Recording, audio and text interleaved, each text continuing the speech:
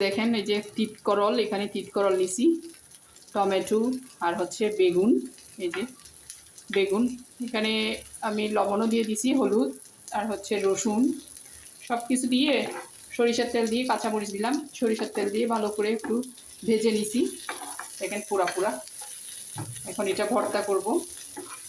এই যে খুব ভালো করে একটু পুরা করে নিলে অনেক মজা হয়। এটা দিয়ে এখন ভর্তা চলবে।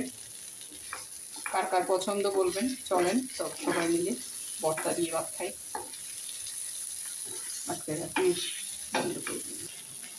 এখন আমি ভাতনাতে সবগুলো ভেজে নিচ্ছি।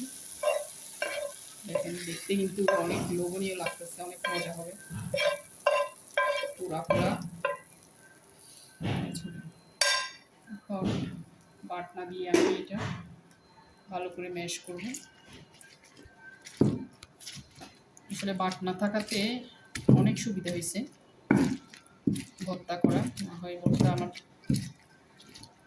করতে কষ্ট লাগে, হাত জ্বলে। ভালো করে একটু বেটে নিই, মিশিয়ে নিই।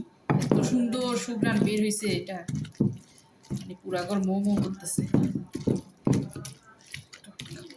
সরিষার তেল দিয়ে একটু, এখন সরিষার তেল দিয়ে মেখে নিব ভালো করে। দেখেন চটকে নিছি একদম। এখন একটু সরিষার তেল দিব,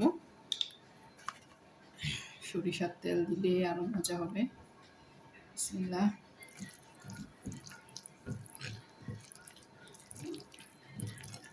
কার কার পছন্দ বলবেন, এভাবে তিতকরল দিয়ে অনেক মজা হয়, করে দেখবেন। এই যে রেডি হয়ে গেছে দেখেন। চলে আসেন, গরম গরম ভাত দিয়ে ভর্তা খাবো।